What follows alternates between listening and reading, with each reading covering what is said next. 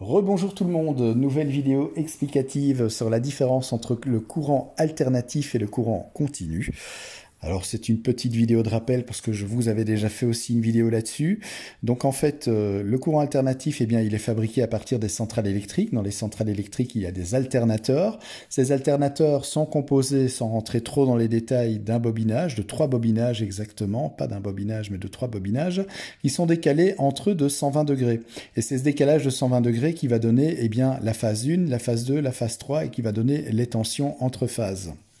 Donc, le courant alternatif, eh bien, c'est une sinusoïde. Le courant alternatif chez nous en Belgique, c'est pareil en France, c'est pareil en Espagne, c'est pareil en Europe, c'est du 50 Hz, c'est-à-dire que la fréquence du réseau est à 50 Hz. Donc le courant qui est chez vous à la maison, que vous soyez en France, en Belgique, peu importe, eh bien c'est un courant alternatif de 50 Hz. Et si on regarde la prise de courant par exemple, là on a la phase, on a le neutre, eh bien en fait la phase est positive tandis que le neutre est négatif. Ensuite c'est l'inverse, c'est la phase qui est négative et le neutre est positif. Puis ça redevient à l'autre état, c'est-à-dire que la phase est positive, puis le neutre négatif, et ainsi de suite. Et ça fait ce cycle 50 fois par seconde. C'est ce qu'on appelle une sinusoïde. Ici, vous avez le 0 volt. Donc, voilà le courant alternatif. Et cette période, donc c'est-à-dire positive, négative en passant par 0 volt, cette tranche-là, qu'on appelle une sinusoïde, eh bien, ça se produit 50 fois par seconde, d'où la fréquence du réseau 50 Hz. Donc, c'est pour ça que quand vous recevez une décharge électrique en alternatif, eh bien, vous pouvez remarquer que ça tremble, ça donne une secousse. La secousse est due justement au fait que la tension est positive, passe par 0 volt, est négative, et ainsi de suite. Donc, c'est pour ça que ça fait ça. Dans le courant continu, c'est un peu plus dangereux. Si vous rentrez en contact bien, avec un conducteur courant continu, c'est plus dangereux, surtout à partir de 48 volts. C'est là que la tension devient assez dangereuse.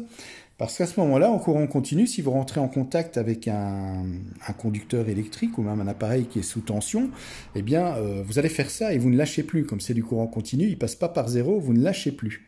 Donc, c'est ça la grande différence. Le courant continu, vous voyez, vous avez toujours votre 0 volt ici, et là on est à plus 12 volts, courant continu.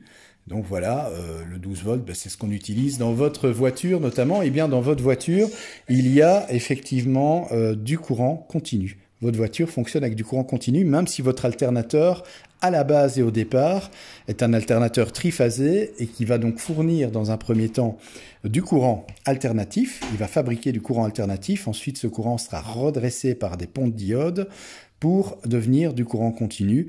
Il y a aussi un régulateur de tension pour toujours avoir, dans le cas d'un alternateur, on se situe entre 14 et 15 volts pour la recharge de la batterie. Donc, est-ce que c'est dangereux de toucher les bornes d'une batterie de voiture 12 volts? C'est pas du tout dangereux, n'allez pas vous faire électrocuter. Ce qui est dangereux, en revanche, ne faites jamais de court-circuit. Ne mettez pas en contact la borne négative avec la borne positive. Parce que là, la batterie, ça peut faire 900 ampères-heure, voire plus. Ça dépend un peu, la motorisation de votre voiture. Les batteries diesel, notamment pour les moteurs diesel, sont beaucoup plus puissantes, donc ont un ampérage plus puissant. Parce que là, évidemment, si vous faites un court-circuit, c'est l'incendie assuré, ce sont des brûlures graves.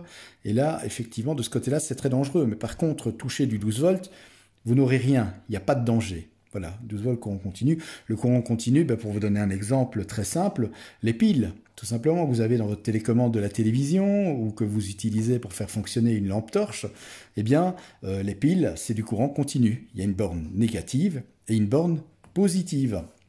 Les panneaux solaires qui vous permettent de créer, de fabriquer votre électricité vous-même, de générer votre électricité vous-même, eh bien les panneaux solaires, c'est du courant continu.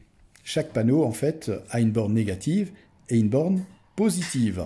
C'est ensuite le courant continu qui va être transformé en courant alternatif par les onduleurs qui vont se synchroniser avec les phases du réseau pour justement injecter le courant et être branché sur le réseau. Voilà comment ça fonctionne grosso modo.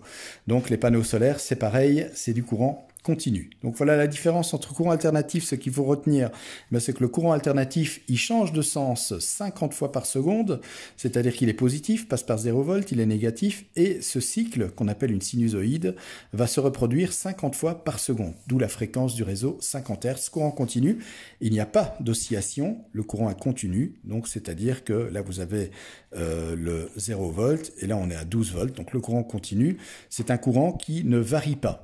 Voilà, tout simplement, qui est utilisé dans tout ce qui est application, les piles, les accumulateurs, les batteries de voitures, etc.